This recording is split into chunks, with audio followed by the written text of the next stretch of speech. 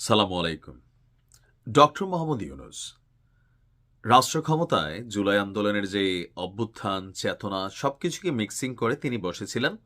বিশেষ করে আমাদের প্রবাসীদের জন্য অনেক সুন্দর সুন্দর কথা বলছিলেন ঠিক এয়ারপোর্টে নেমেই। কিন্তু আসলে এই এয়ারপোর্টে অতীতের তুলনায় সবচেয়ে বাজে অবস্থা এখন চলছে। ট্রলি সংকট, আমি জানি না রাষ্ট্রের কতটা টাকা সংকট যে প্রবাসীর একটা ট্রলির জন্য, আমি গত 6 মাসে 2বার দেশে গেছি, যে যেখানে বেল্ট থাকে মানে আমাদের বিমানের লাগেজগুলো নামে, এখান থেকে ট্রলি আনতে ভাই ওই মাথায় দৌড়ে যেতে হয়। মানে এক ধরনের যুদ্ধ চলে। কেন এখন পর্যন্ত এটারই সমাধান হলো না? এটা ডক্টর ইউনূস সরকারের কাছে প্রশ্ন রেখে শুরু করছি যে অনেক তো দিলেন, পাকিস্তানকেও অনেক কিছু আপনি দিয়ে গেছেন। এই সরকার ইতিহাস পাকিস্তান মনে রাখবে। শেখ হাসিনা বলতো যে ভারতকে যা দিছি ভারত মনে রাখবে। তো ডক্টর ইউনূসের এই সরকার তারাও পাকিস্তানকে যা দিছে পাকিস্তান মনে রাখবে। আর এতে ভারতের শিশুসুলভ অভিমান আছে। যদিও ভারতের সাথে শেখ হাসিনা সরকারের করা শুধুমাত্র একটা প্রকল্প বড় ধরনের, বাকিগুলো আসলে ওরকম জানি না, হতেও পারে।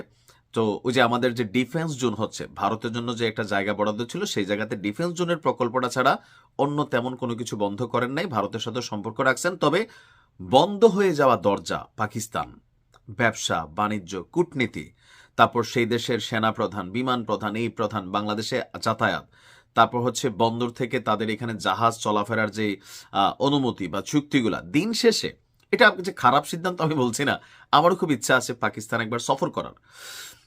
কারণ যেই পাকিস্তান নিয়ে আমরা ছোটবেলা থেকে এত কিছু শুনছি, গেলাম, সমস্যা কি, তাদের দেশের কালচার দেখলাম। ভারতে যাওয়া হয়েছে, হয়তো আবার যাওয়া হবে, কিন্তু পাকিস্তান কখনো যাওয়া হয় নাই। তা আমার জন্য এরকম একটা সুযোগ তৈরি করে দিয়ে গিয়েছেন জনাব ডক্টর ইউনূস। দর্শক, প্রায় 1 যুগেরও বেশি সময় পরে বাংলাদেশের রাজধানী ঢাকা এবং পাকিস্তানের করাচি শহরের মধ্যে সরাসরি উড়োজাহাজ চলাচল শুরু করেছে গতকাল থেকে। বিমান বাংলাদেশ এয়ারলাইন্সের একটি যাত্রীবাহী ফ্লাইট ঢাকার স্থানীয় সময় রাত 8টায় ছেড়ে গিয়েছে।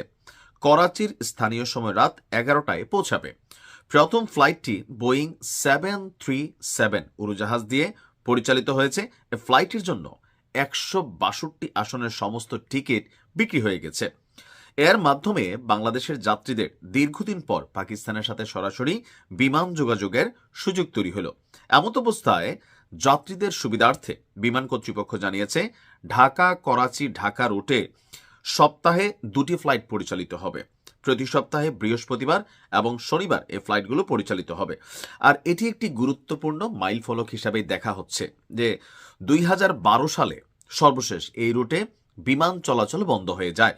আর এরপর 2024 সালে ডক্টর ইউনূসের এই অন্তর্বর্তী সরকার গঠন হওয়ার পর ঢাকা করাচি রুটে ফ্লাইট চালানোর পরিকল্পনা নেওয়া হয়। তো প্রায় 1 যুগ আমার কাছে মনে হলো যে খারাপ সিদ্ধান্ত, আমার কাছে এটা কোনোভাবে মনে হচ্ছে না। দেখেন, গ্লোবালাইজেশনের যুগ চলতেছে। আমাদের কোনো দেশের সাথে অতিরিক্ত প্রীতি, কোনো দেশের সাথে অতিরিক্ত শত্রুতা, কোনোটাই ভালো না। তবে পাকিস্তানের জন্য রাষ্ট্র হিসেবে অনেকটা পজিটিভ ফিডব্যাক তৈরি হয়েছে যে তারা হয়তো এখানে কি বলা হয়েছে, ব্যবসা বাণিজ্য বিভিন্ন কাজে তাদের দেশের মানুষ আসবে, আমরাও আসবো। তো এখানে প্রোগ্রামে উপস্থিত ছিলেন বেসামরিক বিমান পরিবহন পর্যটন মন্ত্রণালয় বিমান বাংলাদেশ এয়ারলাইন্সের চেয়ারম্যান শেখ বশিরউদ্দিন ভাই, আর বাংলাদেশ নিযুক্ত পাকিস্তানের রাষ্ট্রদূত ইমরান হায়দার, বেবি চপ চেয়ারম্যান এয়ার মার্শাল যিনি আছেন ভাইস মার্শাল মোহাম্মদ মুস্তফা। আর 29 জানুয়ারি থেকে আপনার শীতকালীন সূচি অনুযায়ী প্রতি বৃহস্পতি এবং শনিবারে এই ফ্লাইট হবে। আপনারা যারা আছেন চাইতে পারেন, আমার যাওয়ার প্ল্যান আছে। তবে ডক্টর ইউনূস পাকিস্তানকে যা দিয়ে গেছে, পাকিস্তান ডক্টর ইউনূসকে মনে রাখবে। ভালো থাকুন। আসসালামু আলাইকুম।